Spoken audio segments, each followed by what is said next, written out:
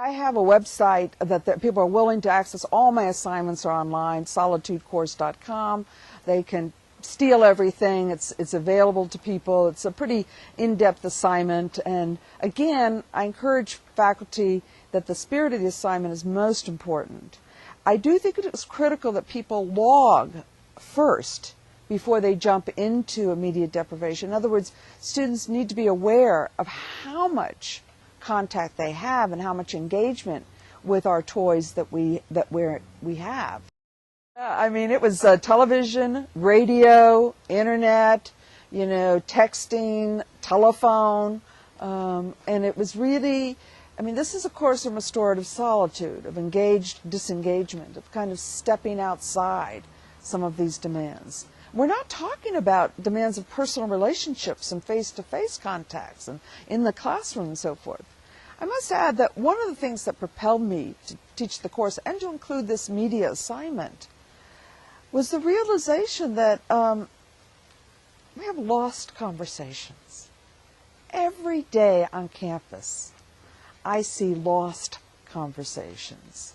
Conversations I would have had walking across campus and having that spontaneous encounter with the student. I don't. They have their earphones in, or during the break in class, students go on their break and they recharge their machines and they, call home or whoever they call. And it used to be during breaks we would sit and talk, and they'd talk to each other. And I remember one day, just before I was going to teach this course, I walked in the class and everybody, I mean, practically the whole class was doing something, recharging their stuff, text messaging on their computer. They weren't engaged with each other. And that's when I started to think, well, if we're not engaged with each other, number one, what time would we ever have for ourselves? This is one of the things that people don't realize, that at a dinner conversation, I remember a cell phone went off in the middle of the wedding vows. I was at a wedding. And that moment will never be captured again, quite like it was intended. I also set a lot of personal boundaries in my life regarding media usage.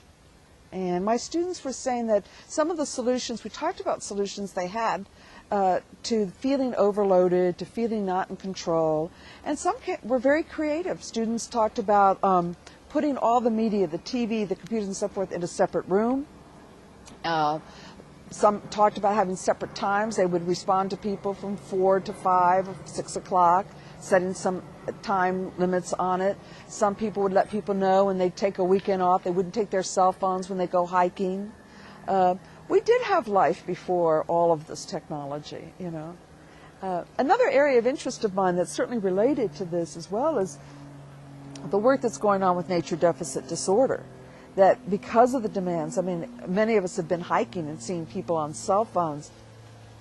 The fact that people are losing that connection with nature, that we're seeing major drops in visits to national parks and going out in the parks. And I remember the other day I was sitting by the swimming pool, the little kiddies pool, and I was playing with this little kid, but the mother was on the cell phone, I mean, the whole time.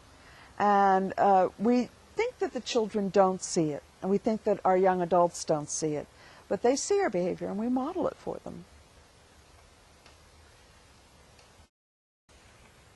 I think that there's no question that these technologies will become an ever-increasing part of our life.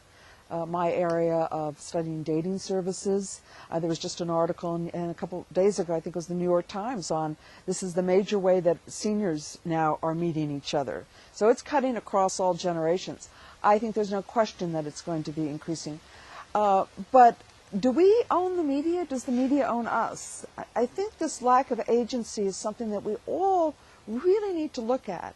And it's not a question of either or. It's a question, really, and everyone talks about this, of achieving some balance.